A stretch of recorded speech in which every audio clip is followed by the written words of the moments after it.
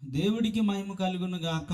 క్రీస్తునందు నాకు అత్యంత ప్రియులైన మీ అందరికీ యేసు క్రీస్తు పేరిట నా ప్రత్యేక వందనాలు, శుభాభివందనాలు తెలియజేసుకుంటున్నాను. ప్రియులారా, దేవుని మహాకృపను బట్టి పరిశుద్ధాత్మ వలన కలిగే మేలు ప్రయోజనాలు మనం వింటూ ఉన్నాం. ప్రియులారా, ఈ సమయంలో పరిశుద్ధాత్ముడు మనకు చేసే మేలు ఏంటంటే ఆయన మనల్ని పరిశుద్ధపరచడం. ఆత్మదేవుడు మనల్ని పరిశుద్ధపరుస్తాడు. ప్రియులారా, పరిశుద్ధాత్మ వలన మనం పరిశుద్ధపరచబడుతున్నామని లేఖనాలు సాక్ష్యం ఉన్నాయి. మొదటి కొరింథీ పత్రిక 6వ అధ్యాయం 11వ వచనములో ఆ కొరింథీ సంఘస్థులు పరిశుద్ధాత్మ వలన కడగబడి పరిశుద్ధపరచబడి నీతిమంతులుగా మార్చబడ్డారట. వారి గతంలో వాళ్ళు చూస్తే వ్యభిచారులు, దొంగలు, చోరులు, అలాగే వాళ్ళు నపుంసకులు, రకరకాలుగా వాళ్ళు జీవిస్తూ ఉన్నారు. అలాంటి వారిని పరిశుద్ధాత్మ దేవుడు క్రీస్తు రక్తముతో కడిగి పరిశుద్ధపరిచి నీతిమంతులుగా మార్చాడని పౌలు భక్తుడు తెలియజేస్తా ఉన్నాడు. అనగా పరిశుద్ధాత్మ దేవుడు మళ్ళీ క్రీస్తు రక్తములో కడిగి పరిశుద్ధపరుస్తాడు. మళ్ళీ పరిశుద్ధపరచువాడు ఆత్మదేవుడు అన్న సంగతిని మనం గ్రహించాలి. పౌలు భక్తుడు తెస్సలోనికీయులకు రాసిన 2వ పత్రిక 2వ అధ్యాయం 13వ వచనంలో కూడా రాయబడి ఉంది, ఆత్మ మిమ్మల్ని పరిశుద్ధపరచడం వలన అంటాడు. ప్రభు వలన ప్రేమింపబడిన ప్రియ సహోదరులారా, ఆత్మ మిమ్మల్ని పరిశుద్ధపరచడం వలనను మీరు సత్యమును నమ్ముట వలనను రక్షణ పొందుటకు ఆది నుండి దేవుడు మిమ్మల్ని ఏర్పరచుకున్నాడు అంటాడు పౌలు భక్తుడు. అంటే ఆత్మ మళ్ళీ పరిశుద్ధపరుస్తాడు, పరిశుద్ధాత్ముడే మళ్ళీ పరిశుద్ధపరుస్తాడు. ప్రియులారా, అయితే ఆయన ఏ రీతిగా పరిశుద్ధపరుస్తాడని మనం ఆలోచిస్తే ఆయన ప్రియులారా అగ్ని వల్లే మన మీదకి దిగి వస్తాడని రాయబడి ఉంది. యేసయ్య అన్నాడు, నేను భూమి మీదకి అగ్ని వేయి వచ్చి తిని అంటాడు.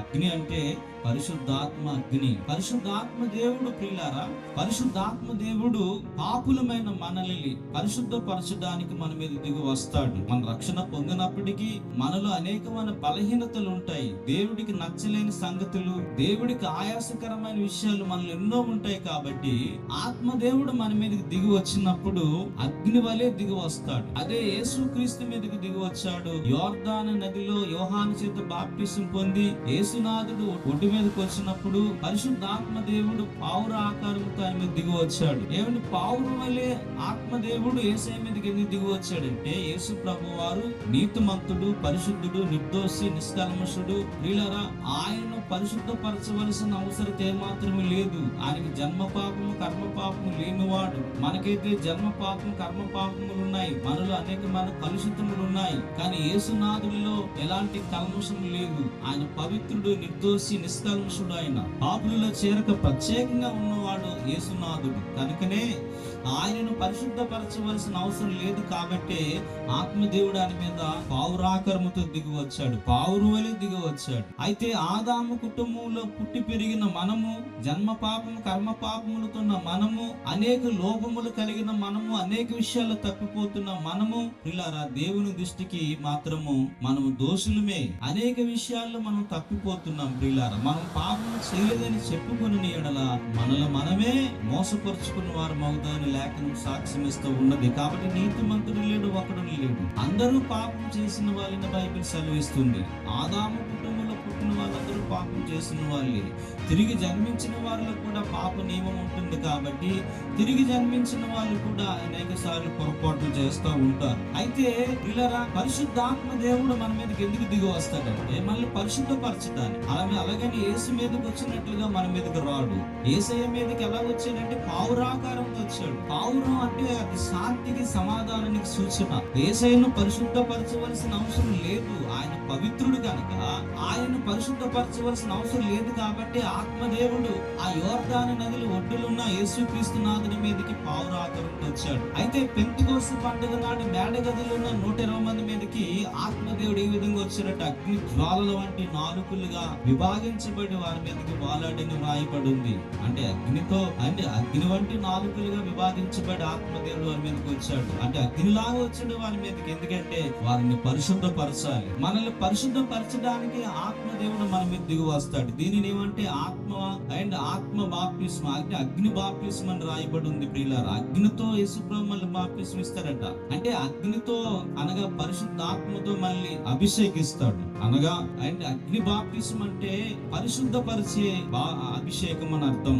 ఆత్మదేవుడు మన మీదకి అగ్నిలా దిగి వచ్చినప్పుడు ఇలా ఆయన మనల్ని పరిశుద్ధపరుస్తాడు. మనలో ఉన్న కల్మషాలన్నిటినీ కాల్చివేస్తాడు. మనలో మురికి దేవునికి నచ్చలేని సంగతులు, దేవునికి ఆయాసకరమైన విషయాలన్నిటినీ ఆయన తొలగిస్తాడు. మనలో నుంచి తొలగించి మన ప్రాణాత్మ శరీరాలను పరిశుద్ధపరుస్తాడు. మళ్ళీ దేవుని ఎదుట నిర్దోషులుగా నిలబెడతాడు, నీతిమంతులుగా నిలబెడతాడు ఆత్మదేవుడు.